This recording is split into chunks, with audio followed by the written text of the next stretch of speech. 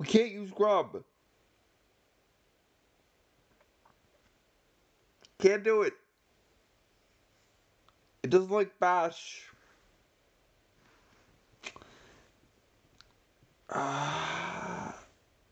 Doesn't like bash. So, you might remember from our last video that our intention was to use a bootloader called Grub to load our kernel. We got our kernel compiled from the kernel file, the loader, the linker, and the make file all worked in tandem to create our kernel.bin.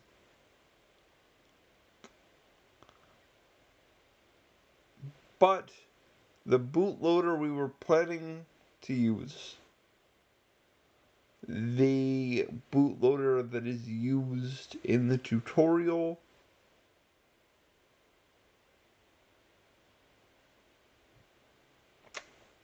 can't use it. So we've been exploring other options, which is frustrating, but also enlightening. You know, I don't want to sound discouraged or like I'm not having fun. Trying to solve problems is the fundamental building block of any engineering, anything at all. So, we've been trying to solve this problem. We've been trying to figure out a workaround. Currently, there's a couple options. First, most sort of simply, we could simply, but uh, we could install Linux to our boot system. Basically, we have Bash, which sits as a Linux implementation within Windows. If we move that Linux implementation out of Windows, if we make it its own thing, then we have Grub to play with. Because Bash, the Windows subsystem, maybe, for Linux, is where we're having trouble. So by installing our own version of Linux onto the hard drive, we can avoid that and get Bash. That's option one. Option two, maybe there's a way to use some sort of virtual machine. Maybe we can use QEMU, Hyper-V, VMware, any of these, all of these, to install our kernel. That might work. The problem, of course, is that I don't know if that will work. So we gotta do some digging into what virtual machines are, how they work, and this sounds a lot harder than it is because we know what Grub is. It's a bootloader. So we can ask the question, do these virtual machines have their own bootloader? Can they serve as a bootloader? Can they be configured in a weird way to work as a bootloader? I don't know the answer to that yet. I am at a loss, but we're going to do some digging. We're going to figure out what's going on with this technology. And maybe, just maybe, um, it'll work. Option number three, is we can maybe look to another bootloader. There gotta be other bootloaders available. Maybe one of them will play well with Bash. Um, that I haven't done a lot of research on as of yet. That's next on my list. I got a long list at this point. But we'll get through it step by step, little by little, chip away at this thing. Um, honestly, honestly, it's so interesting that this problem crops up here because we have the operating system. We have the kernel generated from our linker loader kernel and makefile. It's not doing anything real, but it's there, right? It counts as an operating system, I think. If any of you are, computer science doctors who want to tell me otherwise, feel free. But I think this counts as an operating system. So we have the operating system, which is what I thought, naively, going into this, would be the hard part. I thought the hardest part would be constructing the operating system, because that is what I set out to do. I set out to build an operating system. So what other problems could we possibly run into? Um, and especially after versioning and setup and the initial sort of phase of this went off relatively simply, relatively well. I was like, okay, the only thing left to do is build the damn operating system. And we get right to the end when we're going to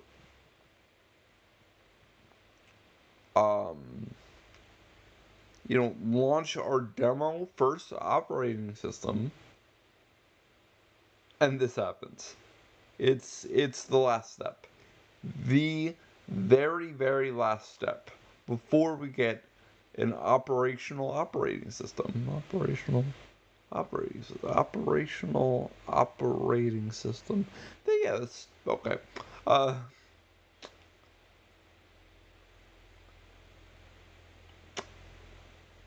it's mind blowing. It's it's it's it frustrated me a lot that this came right at the end of, I guess you could say, phase one of the project, right? Um, right at the end of getting our first operating system out the door, of feeling like we had a demo of what we were doing, of what we wanted to do. It was so complicated to figure out that the problem was that Grub does not like Bash. Because there's so many moving parts to this, right? So you gotta alright, the questions were, if you want to hear them, the questions were, alright, maybe Grub is installed somewhere else. I know I'm using Bash on Linux, and Ubuntu is sitting, or Bash on Windows, and Ubuntu is sitting within Windows, right? So maybe Grub isn't installed in /boot/, which is where we installed our kernel.bin, right? We sort of pegged it up there, which is where everything boots from, allegedly. I think, right? So we pegged it up there, but we were supposed to see grub files, right? Grub.tfg within that directory. We didn't. So maybe it was installed elsewhere. So I'm doing all this research. I'm digging through just ridiculously arcane Ubuntu files that were installed locally on my computer. I found where Ubuntu was installed. I found like multiple locations where Ubuntu was installed. And I couldn't find it. I even found files that were used by Grub within the Ubuntu file system, but none. I couldn't find grub.cfg, which is what I needed. That was like the target file that I needed to find, and I couldn't do it. I couldn't do it. So it took days of just wake up, Google this problem, figure out, the magic words. What is it from Arabian Nights? Open Sesame, right? To type into Google to actually understand what the problem was. Because it had to be somewhere. I knew that Grub shipped with Ubuntu, right? I found that out. So it's like, it's gotta be somewhere on my computer. Turns out the Ubuntu implementation for WSL, the Windows subsystem for Linux, doesn't have Grub. Doesn't have it. You can't install it. Sorry. You can't install Grub onto that file system. You just can't do it. So, it's been a frustrating few days, guys.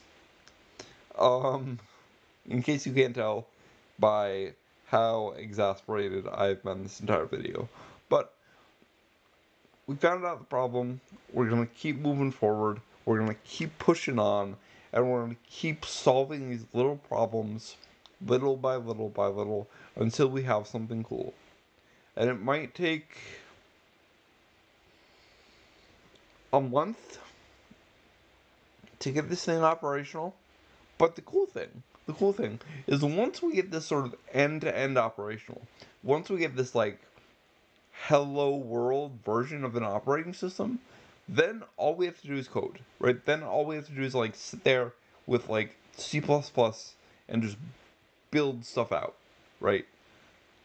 As to what we're going to build out, I don't know. The goal of this project was to sort of understand how to build an operating system and how to, challenge myself in that regard. We didn't actually have any functionality we wanted to build to the operating system. It was more about understanding the technical elements to this than any sort of creative spark that brought us here. But that doesn't mean we can't do something cool. And honestly here, the Hello World implementation seems kind of boring to me, right? It just seems kind of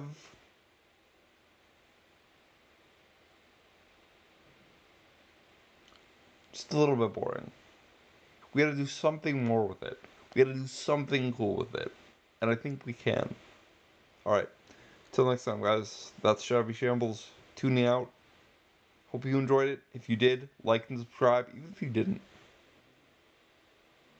like and subscribe. Or don't. You're your own person. You decide. Alright. Thanks, guys. Till next time.